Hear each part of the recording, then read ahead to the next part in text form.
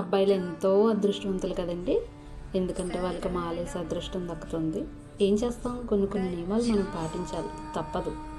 Anyways, ఈ రోజుల్లో మనకి ఒక్కరికి భోజనం పెట్టి 100 మందికి చాటింపేసుకునే రోజులు మనవి. ఎంతో మందిని చూసాం కదా.